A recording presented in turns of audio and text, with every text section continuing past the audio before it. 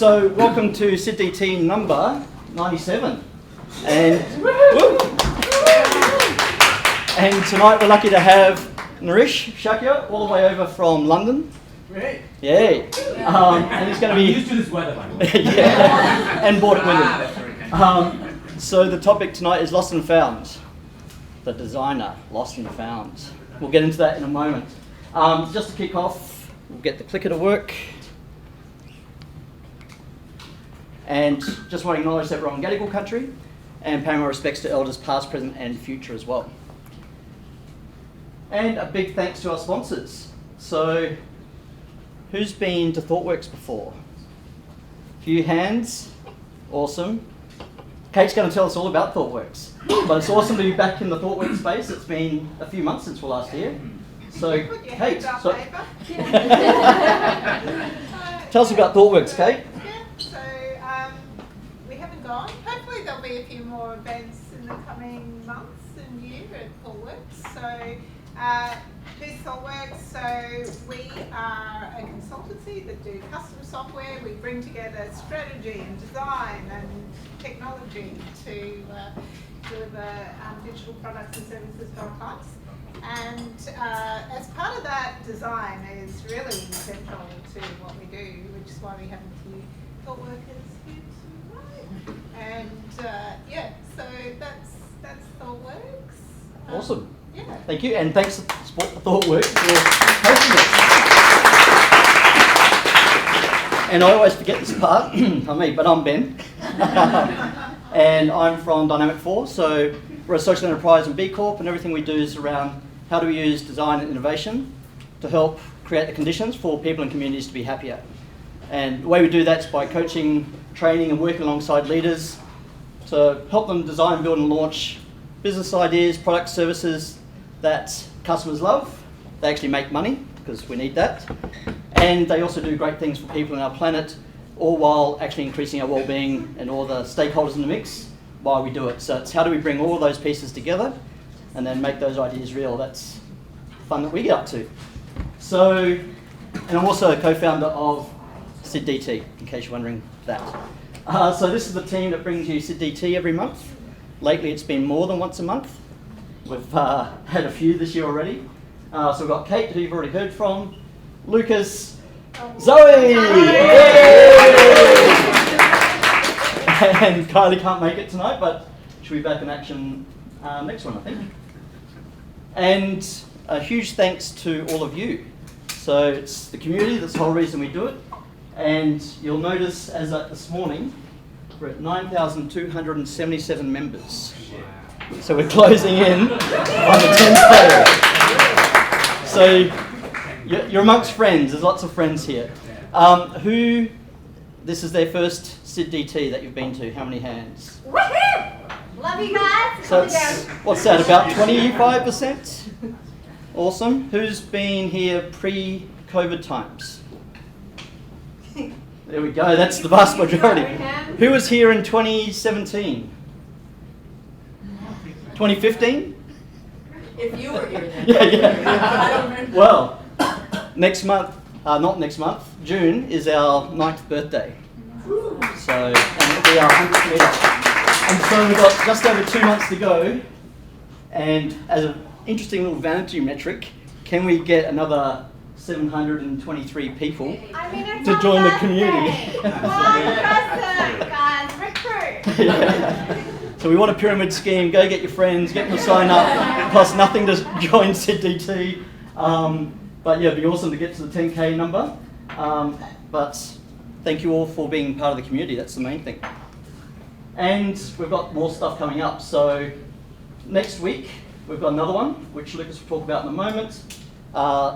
Martin is here, and so Martin Tomich and Steve Beatty, hopefully you've seen the announcements. It's not available in Australia yet, is it? The book? No, May. So May, when we'll have this meetup, designing tomorrow. So go get your pre-orders in, and if you come to that meetup, we've got 20 copies that Martin and Steve are giving away as well. So you might just be one of the lucky ones to be able to get a copy. And then Not tonight. You have to come back up. Not only do you have to come back, you have to come back with the friends. Yes. Yeah, you need to sign up. Yeah. All the people down there. Actually, and let's do that. So who has travelled from interstate? We got one. Well done, Matt. Who's come from the UK?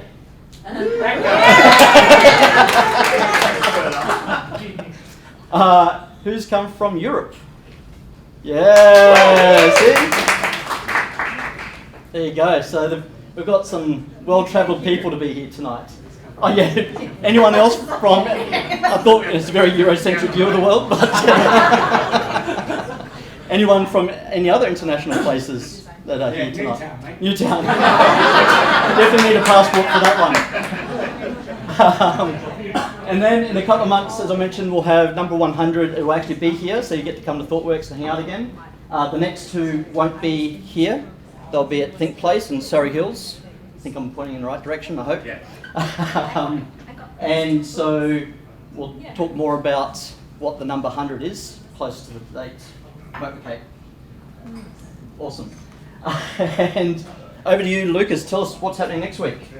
Okay, so next week we're going to be running a very interactive session, so it's less about content and delivering content. It's going to be very interactive. We're going to be buddying up with people and learning a few new skills from the field of human development and leadership coaching.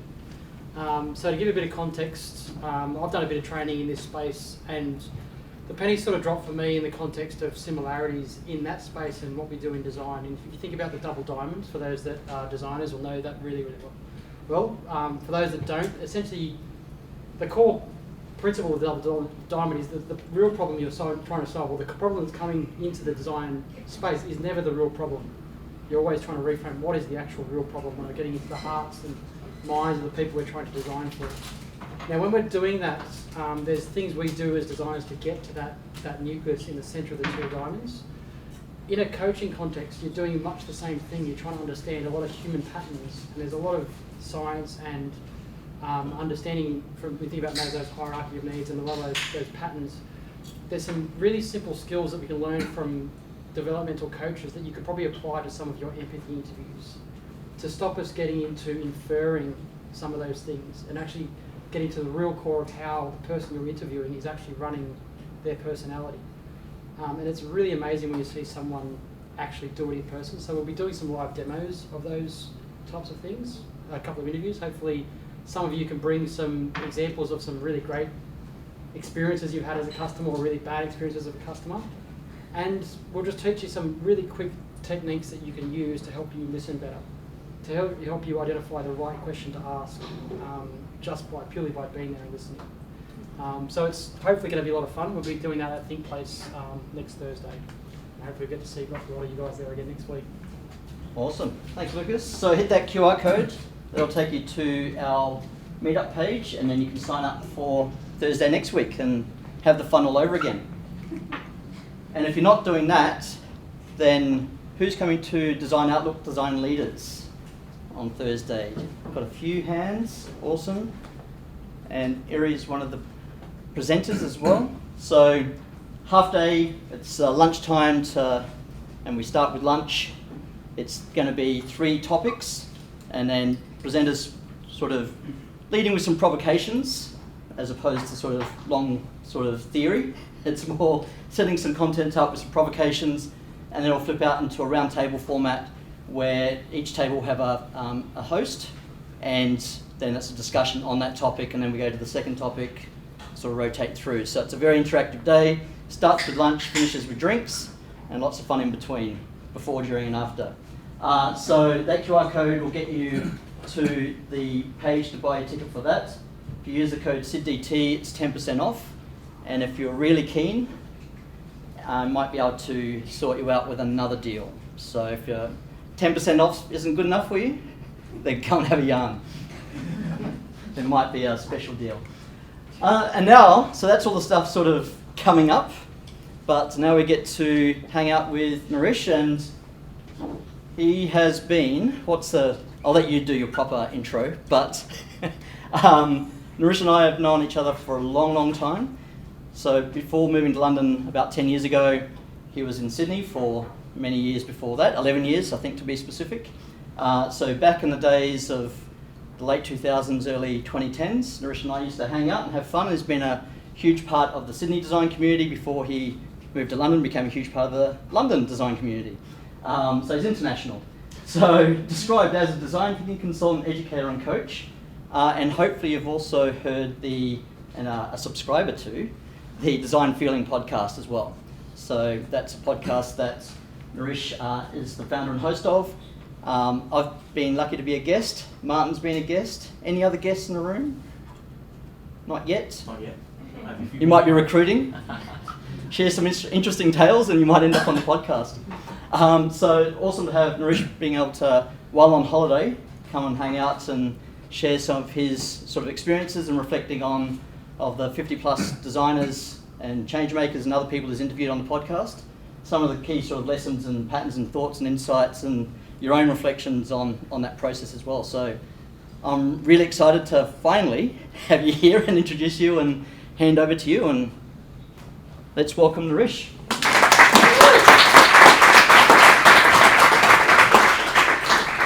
And I should click through, hopefully. It does, yes. Tech works.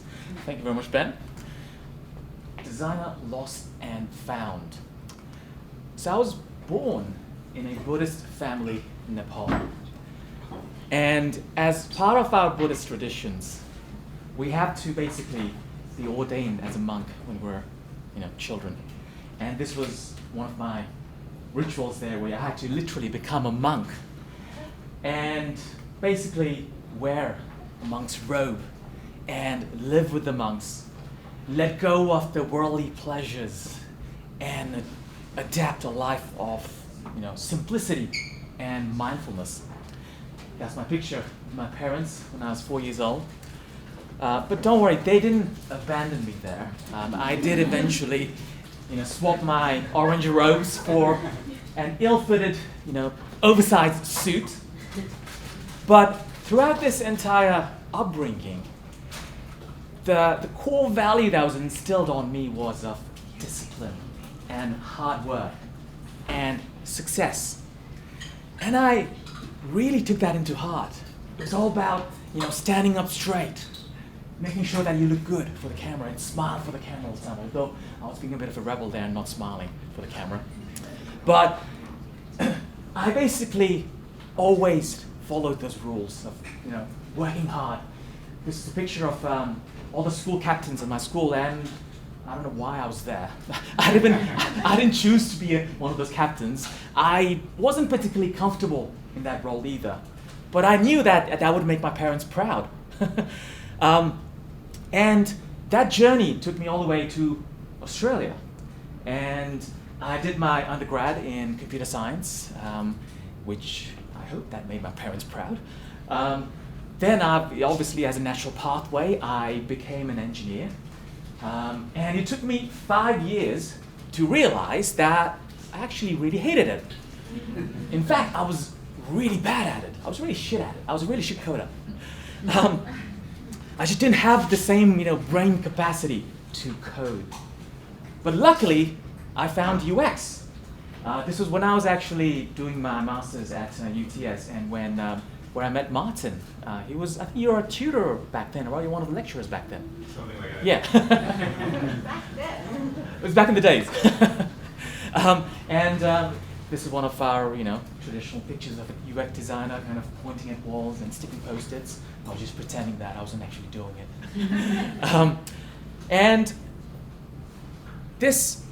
And when I started in UX, I remember looking around, the senior designers around me, the more experienced designers around me. I was thinking, you know what? These guys are so cool. And they had all these cool job titles. They're working for all these, cool and big brands. And I was like, yeah, I want to be that person. I want to have that senior title or a lead title. I want to work for these big brands and work on these complex projects. And that aspiration, did end up taking me to London, and I did. In a few years' time, I did end up, working for a big corporation there, managing a team, managing a multi-million-pound project. So I thought in my mind, you know what, this is it, I've made it. Right? This is the pinnacle of success. This is what I'd always dreamt for. But for some reason, something within me still did not feel fulfilled. I remember there was a time when I had to put on like these motivational YouTube videos just to walk to work, just to make my way to work. And when I thought, you know what, this is just all part of being a professional, right? You just gotta push, you just gotta persevere, you just gotta climb that ladder. And this is just the cost you pay for that success. I don't even know where that ladder was actually leading most of the time. And I eventually became a principal at a tech consultancy in London, and this was just before the pandemic. And obviously the pandemic hit, and that's when I basically hit burnout. Mostly because I wasn't able to meet people in person like this. And I realized that I got a lot of energy out of meeting people in person. And when we were working over Zoom, for me, work just became about work. It wasn't all about the connections and the energy sharing anymore, right? So, what does a person who's burnt out do? Well, you go and learn more. You work harder, right? You read more books. You do more courses. You go to more conferences, thinking that maybe the problem is within me. Maybe I'm not doing something well enough. Maybe I need to learn more skills. Maybe I need to learn, I don't know, how to manage stakeholders better, right? No, I just kept constantly going down that upskilling journey, kept climbing the ladder. And then yes, I did learn to run faster, better, harder. But I kind of felt like, yeah, I was still running better, faster, and harder in the wrong direction. And in that journey of upskilling and constantly making myself better, I actually found this business course, this postgrad entrepreneurship program that I enrolled myself into, because I kind of read a Medium article that said, oh yeah, designers need to learn business skills or something like that. And I'm sure you've heard designers learn to code and designers learn to do this. Well, we probably need to learn everything that can be learned, right? So I was hoping to kind of learn a lot of business skills, of course, which I did learn. But a lot of what that course taught me was also more about myself, because there was a lot of kind of psychometric tests we had to do and self-assessments and self-reflection. And I did ended up learning a lot about myself, which kind of led to a lot more self-work, a lot more coaching and therapy. And what I realized was that throughout this journey, I had been following a map, obviously, but that map was pretty much assigned to me. It was given to me. It was not my own map. But that was okay. When you're starting out in a journey, you don't know the territory, you gotta follow someone else's map. But once you start to grow within that territory, that journey, your career, that's when we might have more confidence and comfort to venture out, see what are some of the more unexplored and uncharted parts of the territory is. But sometimes we just get comfortable going the same route, doing the same thing over and over again, and not actually venturing out beyond the confines of what maps we've been given. So I was trying to figure out what image can I use for this. So by this time I was pretty tired, right? So I kind of tried to use the help of a generative AI generator. So I just went to Photoshop and typed in this prompt, and give me an image of someone driving to work in a car with car navigation that shows the direction to work. And for some reason, one of the images that it showed me was this one, which is pretty freaky. But I thought it was very poignant because sometimes we do feel like this person with hazy eyes, and sometimes we do feel like we have our hands behind the wheel, but someone else is steering the wheel, right? So there was it was very deep and meaningful. So throughout this journey, I started to distill some key things that I was lacking in my journey as a designer, and things that I actually wanted to get better at. So these three things were self-awareness, my own knowledge of myself, as Socrates famously said, self-knowledge is the best kind of knowledge. Creative confidence, my ability to put myself out there, regardless of the fear of failure, and still fail and learn and try again, right? And my ultimate sense of meaning and purpose and joy I was getting out of life and work. So if you had to kind of put this in like a concentric kind of circle, Venn diagram, not Venn diagram, just concentric circles. So your self-awareness would be your who you are as a person. What are you good at? What kind of values do you have? What kind of passions and interests you have? Surrounding that would be your how. Then how do you use that self-awareness, your knowledge of the self, to operate in the world around you? How do you solve problems? How do you approach these challenges around you? And ultimately, what is the meaning that you seek from life and work? Your why. Why do you design in the first place, right? So I was like, wow, there's so much I don't know about myself and the work I do and why I do the things I do. So that led me to start a podcast. During the pandemic, most of us started podcasts, and I was one of them. And I managed to interview more than 50 experts, and like Ben said, Ben was one of them. Martin was, another one. That's Martin there carrying an ibis. Does anyone know the story behind why Martin is carrying the ibis? No, tell us. Well, you got to read the book. It's in the book. Where's Ben? Look for the guy with the most amount of hair. That's Ben. Ben is holding like an ikigai Venn diagram. That's the Venn diagram, and we talk about how it's about blending your passions and what you're good at, what the world needs, and what what can help you make money. Another great episode. So there's lots of topics of conversation, from mindsets to methods to even motherhood as a designer. A lot of things we don't talk about, and even one of my guests talked about the UX of sex as well. So UX can be applied in a lot of different areas. Yeah. So definitely check out this episode if you're interested. Have you service designed for? Well, she has. Yes, she has. That's right. There's a customer journey. Has there been a cigarette The going whole something? journey. There is a journey mapped out with all the I pain just missed points. it. I think I just went into shock for a whole minute.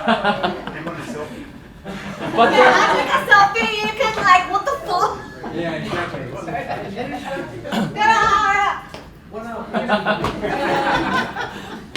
But one of the most important questions that we're trying to answer through all these conversations was, who's the most important human in human-centered design? And I've actually got a Slido poll here, so you can actually, maybe if you could pull out your phones, you can scan the QR code, or go to slido.com. There is a bigger one as well. There we go. I was being very human-centric here, so hopefully that QR code works. Does it work? Yeah. Yeah? Okay, cool. Yeah. So, again, no right or wrong answer here.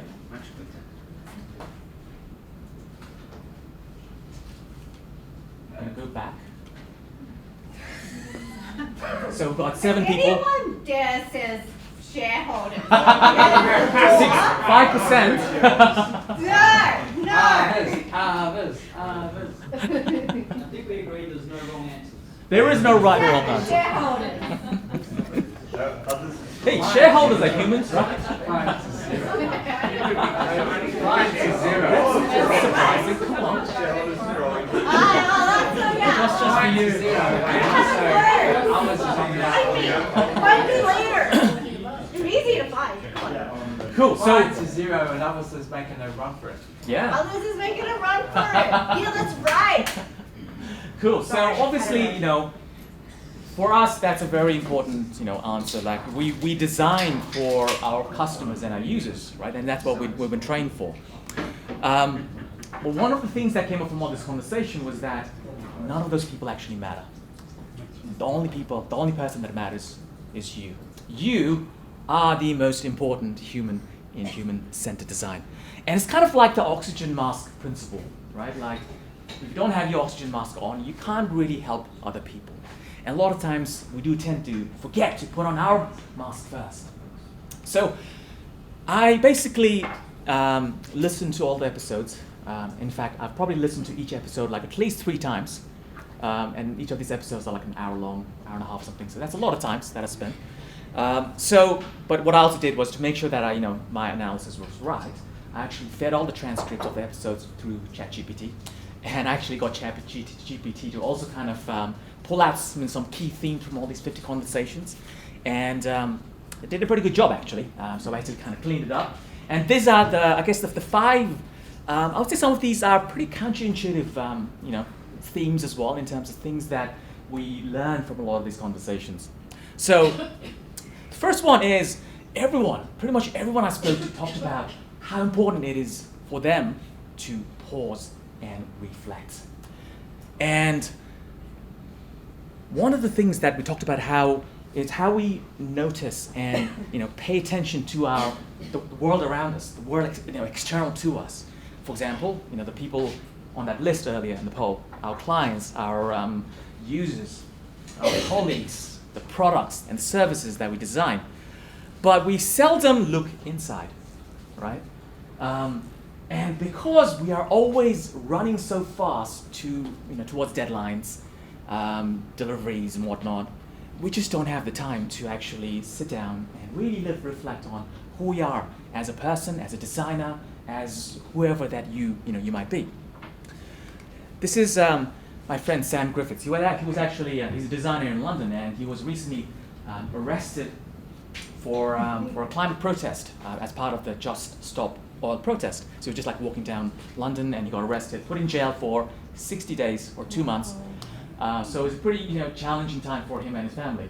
And I interviewed him for my whole podcast, and he said, in a world where you're told to work more, working less can be a radical act. And the way I took that was, sometimes we need to work less to pause and reflect so that it will help us work more and better, right? So at this stage, a lot of us might be asking questions around, so yeah, I can sit down and pause, but what do I do to reflect? And this was a question that I found, pretty challenging to answer. So what do I actually do when I'm reflecting?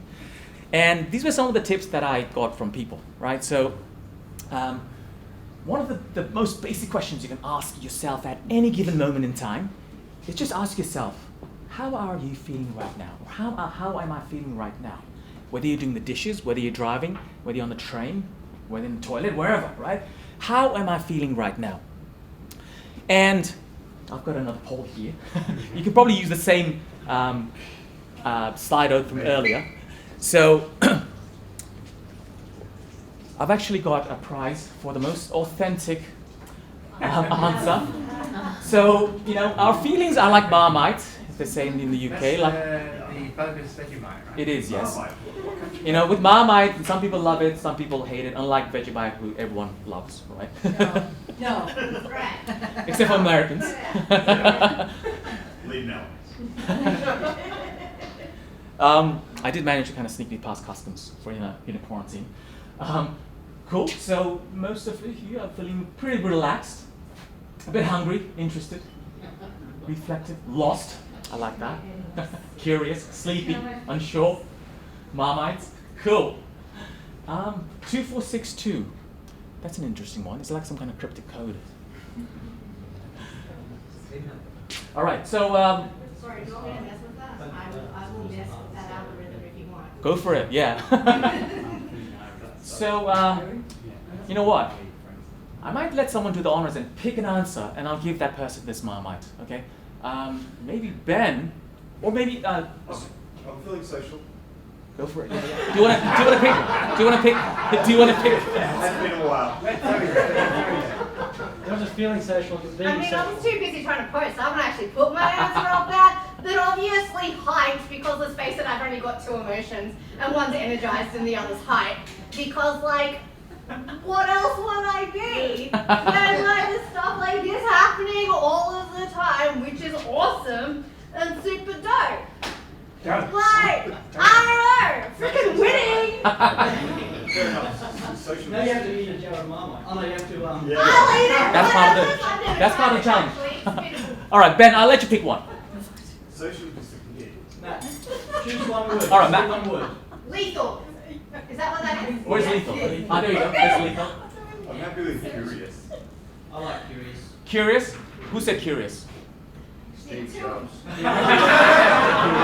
right, you're gonna have to like fight it out. Gotta pick a small one. All right, so Negative did you point. want this? Do you know what this is? You don't know what it is. You might. It's not. You don't know what it is yet. So. All right. What's the name? Sorry. Anna. Anna. Well, let's give a big round of applause to Anna for being brave enough to express her feelings. We're taking the Hungarians' feedback that they're running up pizzas, so they're chips. You know, it's all works. It's only clean going. But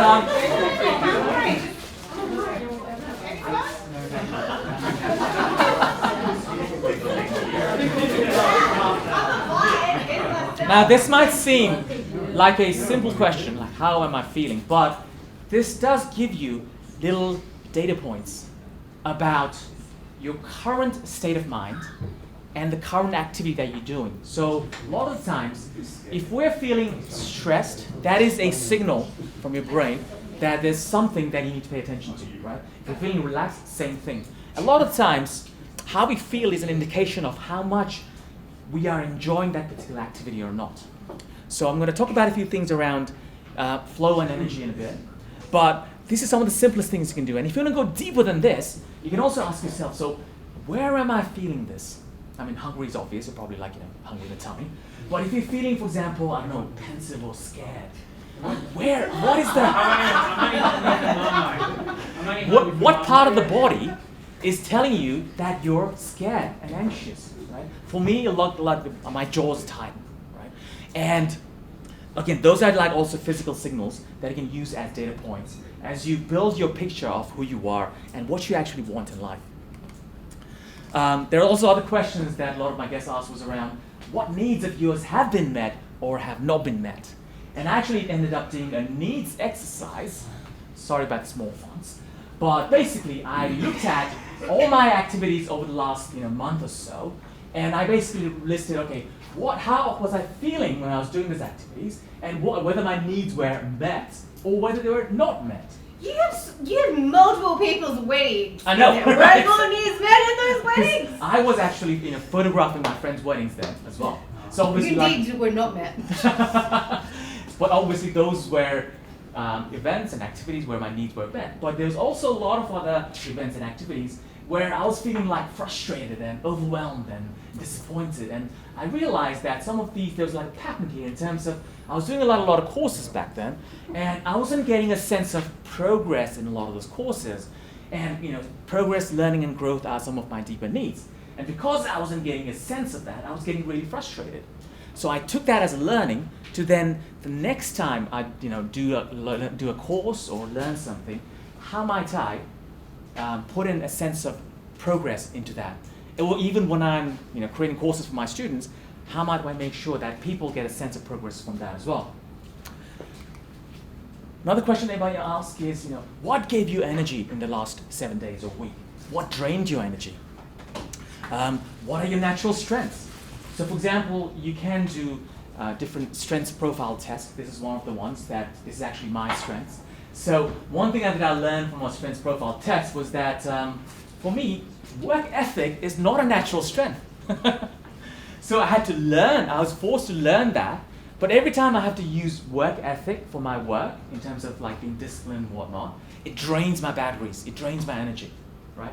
Before I didn't know that. Before I just thought I was just being lazy, right? But no, we all have different natural, unique set of strengths. And if we can know that, what we can do is we can actually design our week, our activities around our natural strengths. And when you use these natural strengths, for example, today, I'm using a lot of my natural strengths of connecting with people, building rapport, like rapport builder. And when I'm using my natural strengths, it actually recharges my batteries, right? As opposed to when I'm using my weaknesses and learned behaviors. You don't have to be great at everything. You could also ask what's important to you, for example, your values, right? And when you're looking at yourself and reflecting on your own traits, mindset that's really helpful for me is there is no right or wrong. You are not good or bad. You just are, right? Because if we start to categorize ourselves or the traits within us as good or bad, right or wrong, we will start to naturally run away from what we think is bad and run towards what we think is good. But I like what Ray Dalio, one of the investors, says in this LinkedIn post here. Knowing how one is wired is a necessary first step on any life journey. It doesn't matter what you do in life, as long as you're doing what is consistent with your nature and aspirations. So, we're always in this race of self-improvement, improving ourselves, maybe like even turning our weaknesses into strengths. But that kind of improvement might bring peace in the future, but acceptance brings peace right now, right? If you're not feeling at peace right now, then what's the point? And all these data points are like little pieces of the jigsaw puzzle. You start with one piece, you find another piece somewhere, another piece, and you keep piecing them together. And you'll start to see the bigger picture of who you really are, who you are authentically inside. Again, this picture can evolve as you grow and evolve yourself. But having this jigsaw puzzle in front of you can help you understand, all right, who I am and where I need to be going. And that then helps you go on to the next thing that I learned from this expert was how important it is to define your own personalized version of success. And for a long time, I treated my career as a mountain, right? And on this mountain, there's people ahead of me, there are people behind me. And I remember the top of the mountain for me was, I want to be that chief design officer in this big tech company. But who knows? Maybe that chief design officer, also has to watch motivational YouTube videos to come into work. You never know, right? They might hate their job. They might also feel unfulfilled. And one thing that I realized was that life is not just mountains. The planet Earth is not just mountains. There's rivers, there's valleys, there's deserts, there's forests. But why do we always treat our life as mountains? Right? No wonder we're so exhausted just climbing continuously. I spoke to another designer, Sarah Wachter-Becher. You might have seen her viral Medium article kind of go around a few months ago. But she said in my podcast, success should not be defined solely by an upward mobility in an organization.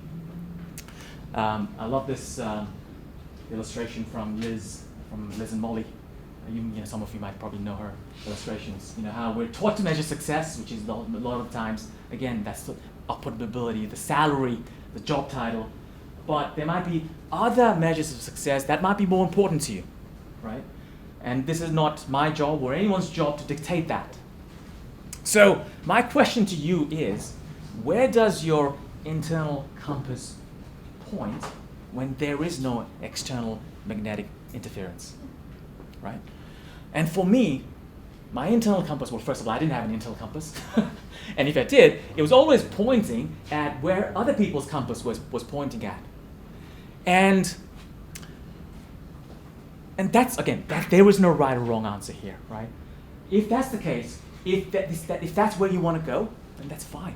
If not, maybe you might need to recalibrate your compass to point at where you want to go. And if you're having trouble figuring out what does success look like to me, something that I would start off with right now is, what are you really curious about?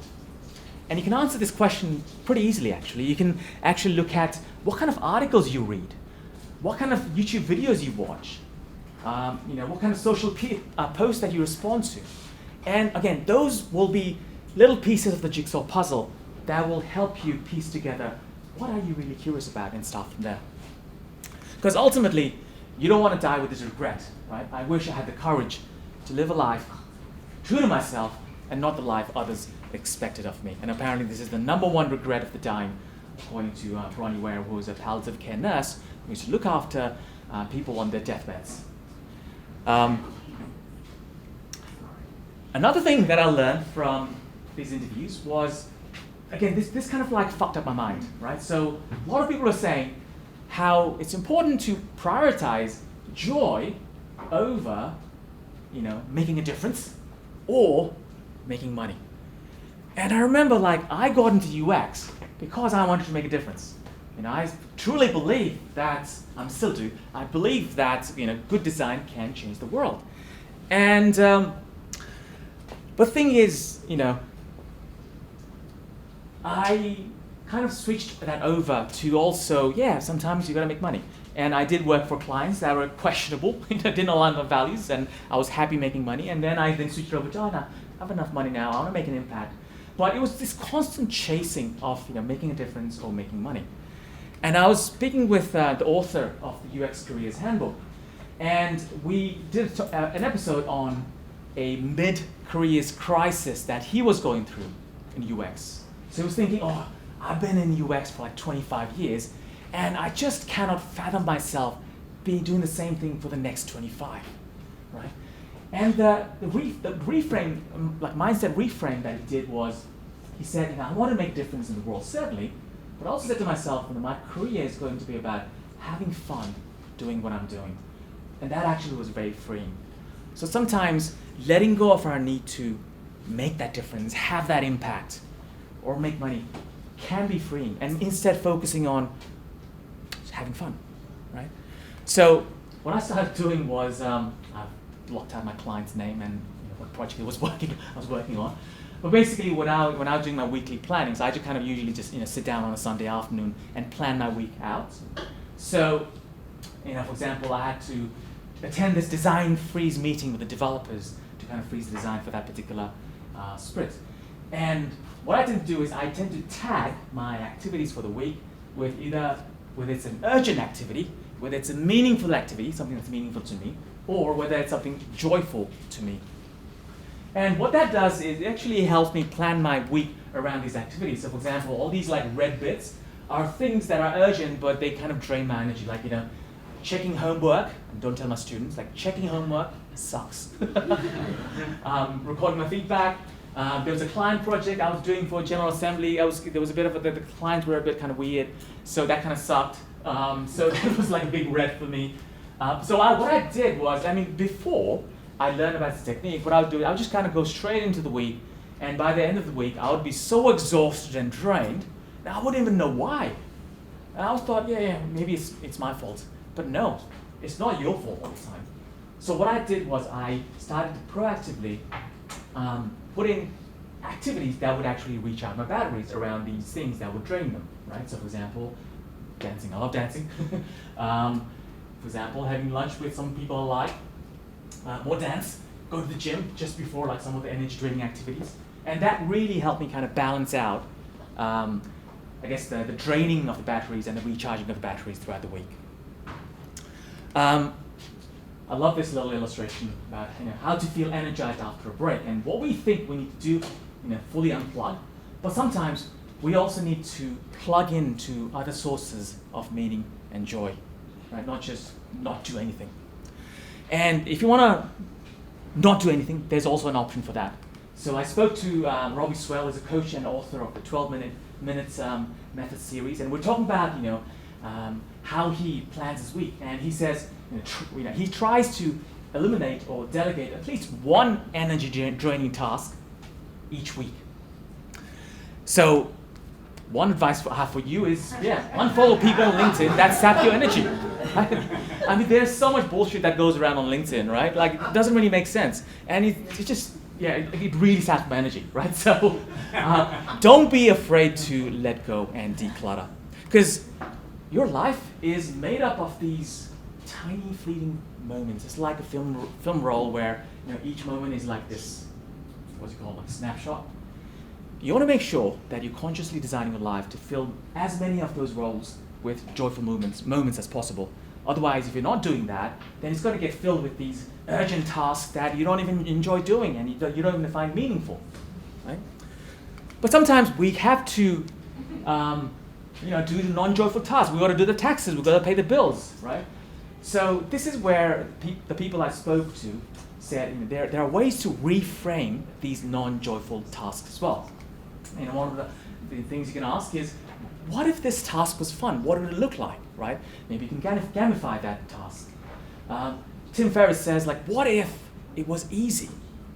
And one of my favorites was something my coach taught me. So I was like really stressed about this workshop I had to prepare for my client. And I knew I had like 3 hours to do that. And I was like really stressed, like, that's not enough time, whatnot. And I basically had to call my coach. And she basically said, okay, forget about 3 hours. What if you only had 30 minutes? Right? Challenge yourself to set a timer for 30 minutes. And what that did for me was it actually forced me to focus on the bare essentials that I had to do. And surprisingly, I actually managed to get most of the things done in 30 minutes. I didn't need 3 hours. And that really helped me get into that flow. So once you, I guess, pause and reflect and focus more on the joy. Another thing that I learned from all of these conversations was how important it is to kind of let go a little. And this is a quote from the book, The Creative Act by Rick Rubin. Has anyone read it? Yeah, good book.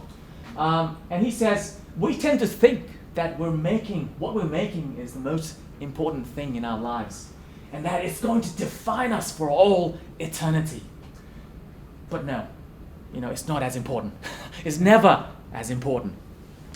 And I remember, like, this was the reason I always was, afraid of making mistakes or even speaking up in meetings, right? I was like, oh, there are all these like senior stakeholders here. I don't want to kind of sound stupid, but I say something like wrong. And this is where, like, when I was interviewing my friend Tim Yo on the podcast, and he says, Nirish, you don't need to be 100% right to speak up, right? You just need to be right enough. And that kind of reminded me of this quote from Tom Kelly from IDEA, like, prototype like you're right, test like you're wrong. And similar to this, what Adam Grant said was, argue like you're right, and listen like you're wrong. But what if you're wrong, right? Because the thing is, we take so much personal responsibility for the projects that we work on, for the workshops that we run and so on, that if something goes wrong, we think it's our fault. But one of the facilitation experts that I was speaking with, he said to me, let go of this illusion of control and personal responsibility. When he goes into a workshop, he basically does not feel responsible, like personally, like solely for the outcome of that workshop, right? Let's say if someone comes in and interrupts his session, or people don't turn up, or maybe the outcome was not what he was expecting. Make peace with that. It's maybe transform that sense of personal responsibility into more of a collective one, because we are all part of, in this together, right? And when we try to hold on to our sense of that responsibility solely, it actually makes it easy for people to also gaslight us. So again, this was another really popular episode that I conducted with Sarah Wachter-Becher. And this was the Medium article that actually went viral, which was the same title, Hey Designers, They're Gaslighting You.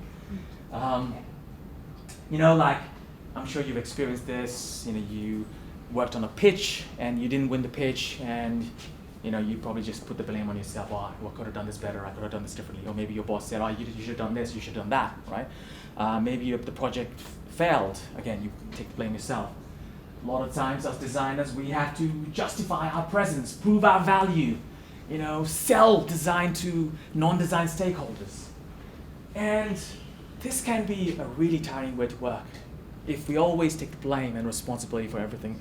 Because, again, Martin would be better expert at this, because he's written a whole book around systems thinking and life-centered design. But if you look at in a systems map of organizations and how they operate and function, there's so much complexity that we just cannot be solely responsible for that. We're just like a tiny little part somewhere in this customer loop, somewhere over here, right? So, and the fact is that no amount of good design can save a bad business model. It doesn't matter how hard you work. So, one thing that I learned from Martin in this conversation was how important it is to kind of start thinking of decentering the human from this, decentering yourself from this. It's not about any particular human. And decolonize yourself from these narratives, especially these Eurocentric narratives of productivity and self-worth. and detach yourself from the familiar as to what you think you should really do with your life. And finally, embrace uncertainty. Again, this is something that we probably already heard of like 1,000 times, right? Everyone talks about embracing uncertainty. Even Donald Rumsfeld in 2002, when he was responding to questions from journalists as to evidence of, weapons of mass destruction in Iraq, he basically said, there are unknown unknowns. And he was right. This has been famously put into the Rumsfeld matrix, where any project we work on, anything that we undertake in life, always has these 4 quadrants of things. There are things that we know. There are things that we know we don't know. These are our research questions, right? There are things that we don't know that we know. These are maybe research reports that are hidden somewhere in the server, but someone else has done, but it's there, but we don't know it's there. And we do the same research again. And there are, I think it's going to be the biggest quadrant, the unknown unknowns. Things that we don't know that we don't know. Right? So there are also lots of different playbooks and tools. Like there's a thing called the Uncertainty Project, which is, again, lots of different playbooks and tools to manage uncertainty. But the thing is, your input, your effort you put in is under your control. The outcome of that is not, right? And this is where I got a lot out of this book, which is called The Courage to Be Disliked. And in that book, one thing that I took away from that was recognize the boundaries between your task and the task of someone else. So right now, I'm doing this presentation, which is my task. It's my task to present to you and speak with you. But it's not my task to make sure that it's landing, the way I'm intending it to land. If I start to worry about, are you feeling bored? Are you feeling like this is of value? I am stepping on your toes, and that causes me suffering, right? So planting seeds is your task. Making them grow is nature's task. So if you start to force them to grow, then you are stepping on the universe's toes, and that causes you suffering. But the good thing about us designers is that we already have a lot of tools to manage uncertainty. And the good old double diamond that Lucas talked about earlier, is one of those tools. It's a tool to manage our cycle of certainty and uncertainty and certainty and uncertainty. And we do this, by our process of exploration and elimination and so on. But sometimes, I'm sure you can relate to this, this whole process can feel very, very robotic. It can feel very mechanized. We're just kind of, going through the motions, but not really caring about how people are feeling doing this. And when I was speaking with Dr. Zorana Pringle from Yale University, she's a research scientist there, focuses on emotional intelligence and creativity. She said, positive emotions aid divergent thinking, and negative emotions aid convergent thinking. So if you want your teams to be ready to explore and diverge, then how might we get them onto this positive mindset? And if we want them to eliminate and converge, how might we get them into more of a negative and critical mindset? Right? That's also part of what we need to do as designers to have that emotional intelligence. But sometimes things just get too messy. We get stuck, right? You might know the design squiggle. And this is where another expert I spoke with, Dr. Adiola Eni-Bokhan, said what she does is she actually, when the teams get stuck, she pulls out a tarot card. Right? And she asks a question, and then she pulls out a tarot card, and she uses the tarot card as a way to create associations in her head that wasn't there before, just with logical thinking.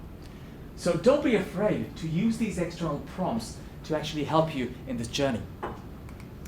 And then finally, some storms are just too big, right? We just cannot control all these storms. And this is where we need to hold on to our roots, to our anchors. And sometimes it can be useful to make yourself the strongest anchor, because you always have to live with yourself. You're always in your body until the day you die, right? And that all comes from your ability to know yourself better, to use that knowledge to operate with more creative confidence, and to seek out work, to proactively seek out work and design work that gives you that meaning and joy. Because, as my friend Kate Pincott, who's a design coach, said, you are your biggest design project. So, how might we make more time and space to pause and reflect? So, did you want to take a photo of that? That's so depressing. If I'm my biggest design project, what the hell am I? Exactly, that's the biggest question. I'm so sorry, but I'm so mad. So you are your own project. Yeah, exactly, and I'm obviously critically failing. So, That's so good. there is no failure, there's only learning. You're good. I'm just like, I need to design a system design on me. Like, it's fun. It's good. I'm totally an adult. I know what I'm doing. Nirish, you need for another day or so? Yeah, we can catch up, yeah, definitely. Yeah. How much do you charge? We can talk about that. Okay. So, how might we make space and time to pause and reflect?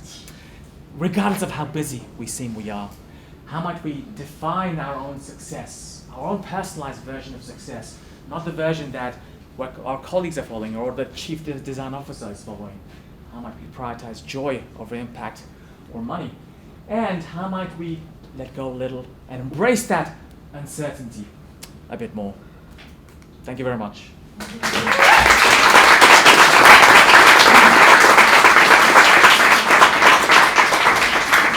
So, to the introverted people amongst us, you can also ask your questions or putting your thoughts on Slido as well, or feel free to just yell out here as well. Is that where the 2462 came on? Yeah, that's where the earlier. So put your questions into Slido, and I'm curious what everyone's curious about. So thanks, man. That was awesome. I really enjoyed that. Thank you very much. And thanks to Nirish. But I'm sure there's more questions, and we won't get through them all now, but we'll go to the pub after this, and that's where SydDT continues. So, questions for Nirish. Did you want me to read stuff out from Slido? Up to you, yeah. I'll It jump should in show there. up here as well. Oh, will? Okay, Yeah. awesome. Can we also verbally ask? Absolutely, You yeah. can totally ask. If you- Are we able to use our voice? Yeah, if you could maybe let us know your name and yeah. So my name's Petra. Petra. I speak on authenticity, Mm-hmm. and I help people come back to self. And I'm interested to hear what do you think of this statement. So what I find people often, when I come back to self, the way you know you've come back to self, it's not what you do, it's how you do it. So it really doesn't matter what you do, it's how you do it. Well, when you meet people who are larger in life, they know themselves and they have a strong self-worth.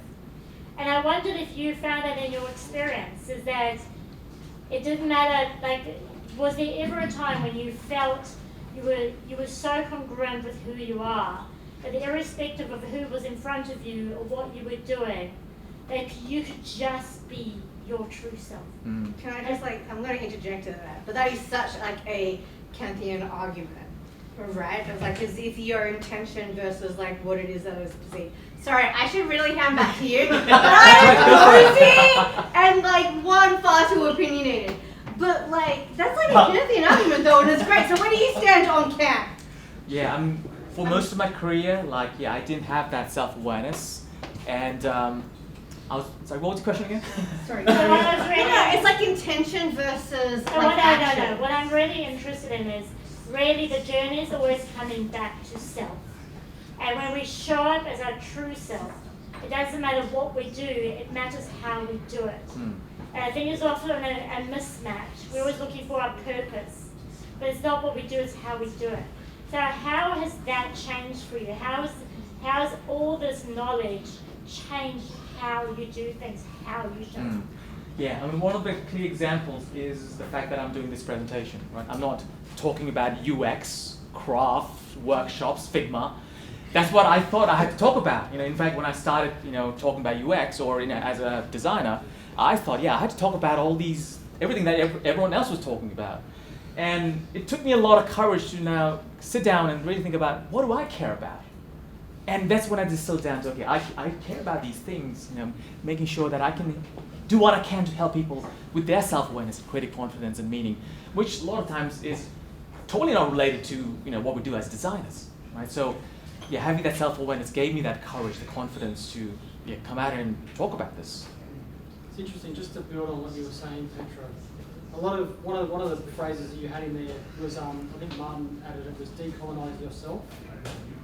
And for me, a lot of that's trying to get rid of what is the ego that's running you, because, and this sort of gets in some of what we're trying to touch on next week, but the more you get stuck in your own meaning, your own ego, and when you're trying to have a conversation to understand the human you're talking to, if you're bringing your own map into the world, and you're aware of that, so if you don't have that self-awareness, all of a sudden your design is basically built from your own map, not the person you're trying to represent. So a lot of what you spoke about actually resonated with a lot of some learnings I've had over the last couple of years. So it's so true about that self-awareness, because we all have our different meaning making. Absolutely. Yeah, really. Yeah. So, again, Sorry, I think I saw you first, sorry. Thanks for that. Cheers. I had a bit of therapy here going, I think. Put glasses on, I can read what I wrote. So I'm going back a little bit in your talk, but you talked about, and this is my question, what do you think about your natural internal compass when it's pointing towards creativity, but you intuitively know that going in that direction will bring financial ruin? I'm talking about my own experience here. When I was probably the most creative in my life, I was the poorest I've ever been. So what if you have financial commitments that affect others, and therefore doing something more strategic will support you and your family? What do you think about that? Yeah, I think Ben and I, we actually talked about something similar on our episode, talk about solving problems that matter. And for me, it's about identifying your current list of values, and sometimes seeking out more creative opportunities at the cost of financial benefit might be of value to you.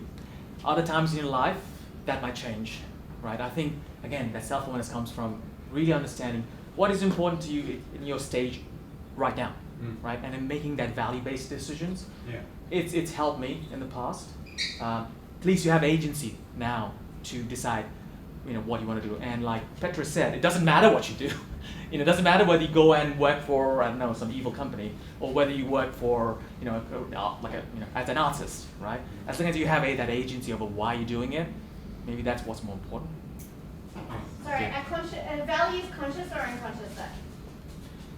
For me, you can make them conscious, but they change and evolve as well.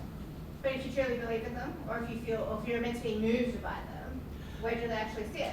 Well, we are always making decisions and behaving in accordance with our values, whether we're aware of it or not, right? So being aware of it probably makes you, gives you that agency to say, whether what I'm doing aligns with that.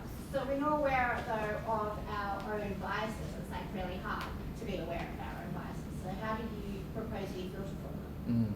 That's a great question, and I think for me the number one answer is coaching, because with Coaching. Coaching. Yeah. Cool. So for example, I like to think of myself. When I was doing my coaching training as well, we were taught to think that each one of us is like, imagine that you are inside a glass bottle, and there is a label outside the bottle, but you cannot see that label from inside the bottle, right? Someone needs to be outside holding a mirror and reflecting that label towards you, and a coach or someone you can speak to can give you that perspective that we can't see. Ooh, that sounds so dangerous. I love it, but it sounds so dangerous. We've got time for one more actual question. So it needs to be something that ends in a question mark, in essence, a monologue, and then an inflection at the end. An actual question would be great. Does anyone want to ask any Yeah, something questions? on the screen. So that first one's been up there for a while. How about number 2? That's a good one. Number 2? You can rip through all them all if you want. Okay, so what's the moment that you realized you realized what you really wanted to do? Again, going through that journey, a lot of self-work, I started to realize was I looked at the things that I was naturally gravitating towards. So I do a lot of kind of meditation and kung fu and public speaking and teaching. And those gave me an indication of, okay, why do I do these things? It's because I want to really know about myself. And I'm not afraid of trying out new things and new ideas. And I always I was watching a lot of YouTube videos around meaning and purpose and reading these books, right? And that kind of lit my path towards those topics and themes I wanted to explore more. And now I'm actually working on this, coaching business and service that actually focuses on those things. So again, it's been like an evolutionary journey for me. How's your lost and found journey influenced your relationships? Obviously now I'm more gravitated towards people like, for example, Ben and Martin, who are operating in kind of similar spaces around challenging the status quo in design, challenging the notion of who we should design for and why. And I think it's helped me kind of find that tribe, that community of people. No, sorry, actually I really shouldn't. You can do it at the pub.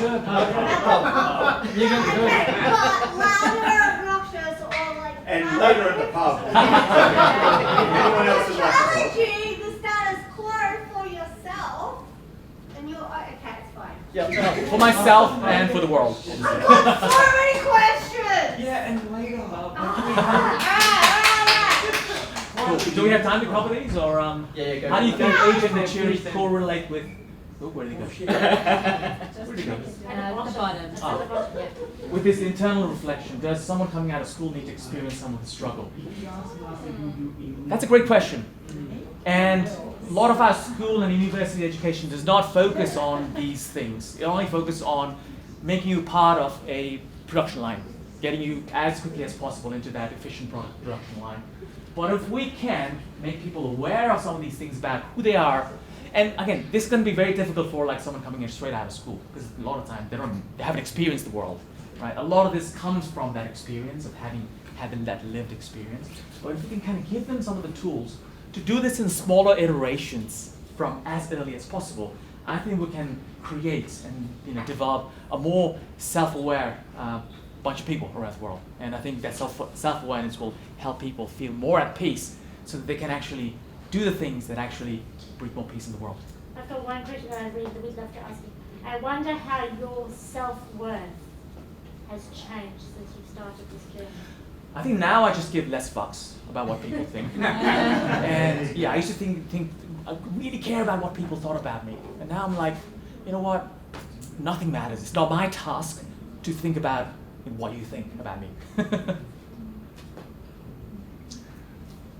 So, as part of my self-awareness, the biggest learning for me was realizing that all the stakeholders don't know what they're talking about, and they're just as ignorant as me walking into a building, right?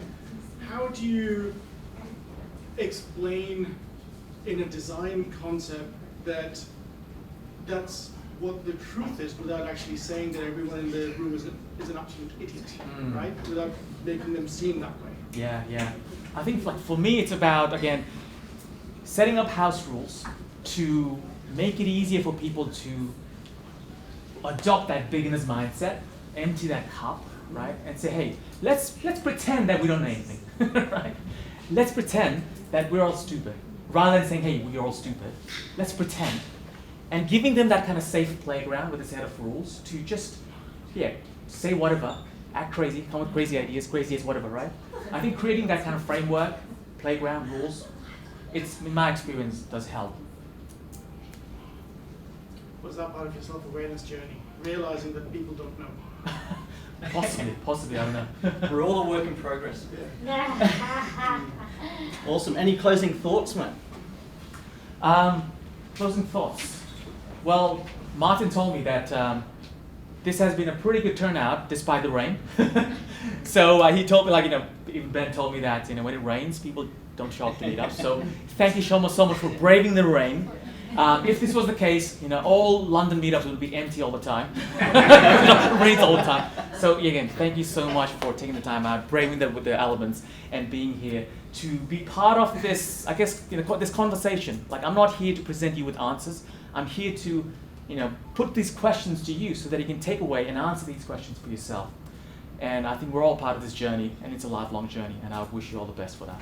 Thank you.